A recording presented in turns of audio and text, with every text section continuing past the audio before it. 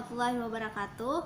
Perkenalkan, nama saya Nahdiyati dari jurusan Hukum Ekonomi Syariah angkatan 2018 Lokal A. Video ini saya buat untuk memenuhi tugas ujian tengah semester Hukum Perbankan Syariah dengan dosen pengampu Ibu Tuti Hasanah SEI MHI. Nah, pada video ini saya akan menjelaskan tentang hukum perbankan syariah, di mana nantinya ada 4 pokok pembahasan ya teman-teman. Pembahasan yang pertama, saya akan menjelaskan tentang pengertian hukum perbankan syariah.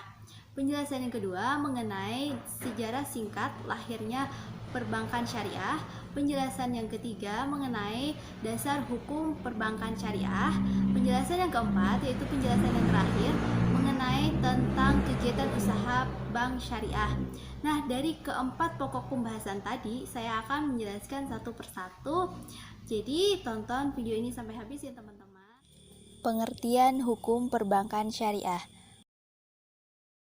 Hukum adalah segala aturan yang dibuat oleh penguasa yang berwenang yang tujuannya untuk membatasi tingkah laku manusia agar dapat terkontrol dengan cara memaksa dengan berlandaskan keadilan.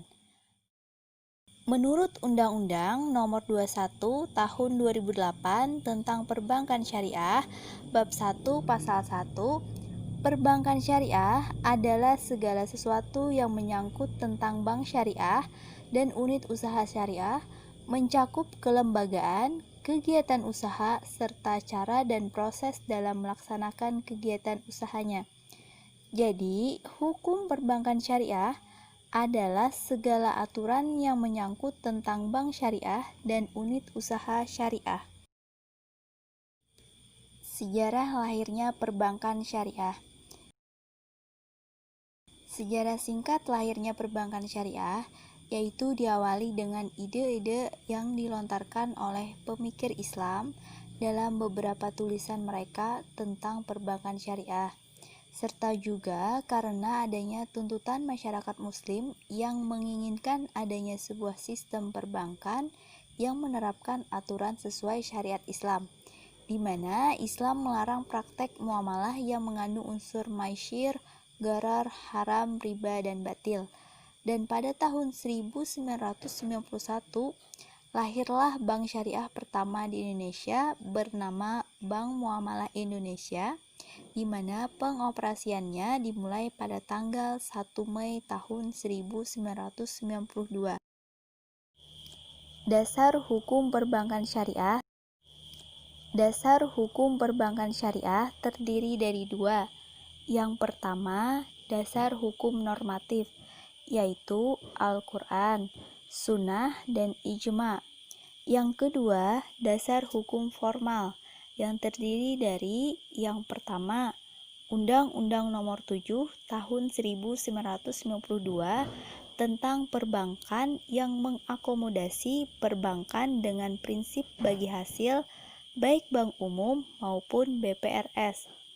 Yang kedua, Undang-Undang Nomor 10 Tahun 1998 tentang perubahan Undang-Undang Nomor 7 Tahun 1992 yang mengakui keberadaan bank syariah dan bank konvensional serta memperkenankan bank konvensional membuka kantor cabang syariah. Yang ketiga, Undang-Undang Nomor 23 Tahun 1999 tentang Bank Indonesia yang mengakomodasi kebijakan moneter berdasarkan prinsip syariah, di mana BI bertanggung jawab terhadap pengaturan dan pengawasan bank komersial termasuk bank syariah. BI dapat menetapkan kebijakan moneter dengan menggunakan prinsip syariah.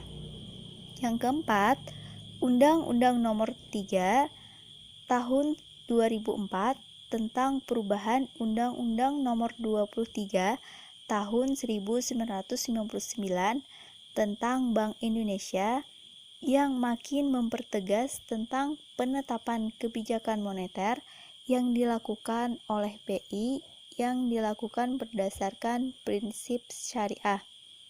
Yang kelima, Undang-Undang Nomor 21 Tahun 2008 tentang perbankan syariah. Kegiatan usaha bank syariah.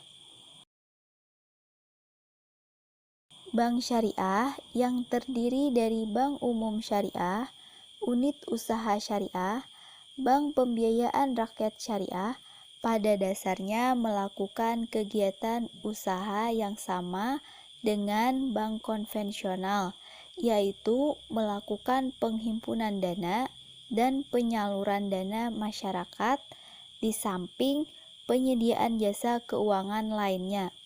Yang menjadi perbedaannya adalah seluruh kegiatan usaha bank syariah, UUS, dan BPRS didasarkan pada prinsip syariah, di mana implikasinya di samping harus selalu sesuai dengan prinsip hukum Islam, serta juga dalam prinsip syariah memiliki berbagai variasi akad yang akan menimbulkan variasi produk yang lebih banyak dibandingkan produk bank konvensional. Adapun kegiatan usahanya antara lain, yang pertama, penghimpunan dana. Dalam penghimpunan dana, BUS dan UUS melakukan mobilisasi dan investasi tabungan dengan cara yang adil. Mobilisasi dana sangat penting karena Islam mengutuk penumpukan dan penimbunan harta dan mendorong penggunaannya secara produktif dalam rangka mencapai tujuan ekonomi dan sosial. Sumber dana bank syariah berasal dari modal disetor dan hasil mobilisasi kegiatan penghimpunan dana melalui rekening giro, rekening tabungan, rekening investasi umum, dan rekening investasi khusus. Di samping itu, bank syariah juga dapat menerbitkan obligasi syariah sebagai alternatif pembiayaan jangka panjang. Yang kedua, penyaluran dana.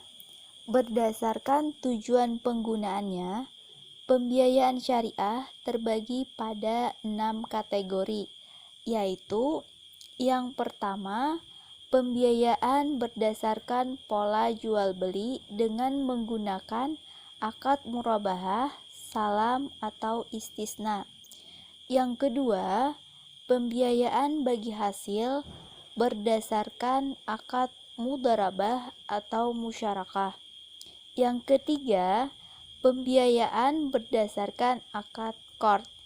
Yang keempat, pembiayaan penyewaan barang bergerak atau tidak bergerak kepada nasabah berdasarkan akad ijarah atau sewa beli dalam bentuk ijarah mutahiyah bitamlik. Yang kelima, pengambil alihan utang berdasarkan akad hawalah. Yang keenam, pembiayaan multi jasa. Yang ketiga, jasa keuangan syariah. Terdiri dari yang pertama, letter of credit adalah surat pernyataan akan membayar kepada eksportir yang diterbitkan oleh bank atas permintaan importer dengan pemenuhan persyaratan tertentu. Akad yang digunakan adalah akad hawalah bil ujrah dan kafalah. Yang kedua, bank garansi syariah adalah jaminan yang diberikan oleh bank kepada pihak ketiga penerima jaminan atas pemenuhan kewajiban tertentu nasabah bank selaku pihak yang dijamin kepada pihak ketiga dimaksud. Akad yang digunakan adalah akad kafalah. Yang ketiga, pertukaran valuta asing. Akad yang digunakan adalah sharp, yaitu transaksi pertukaran antara mata uang yang berlainan jenis. Nah, itu tadi penjelasan saya mengenai hukum perbankan syariah, di mana tadi ada 4 pokok pembahasan. Semoga apa yang saya jelaskan bermanfaat untuk kita semua. Akhir kata, wassalamualaikum warahmatullahi wabarakatuh.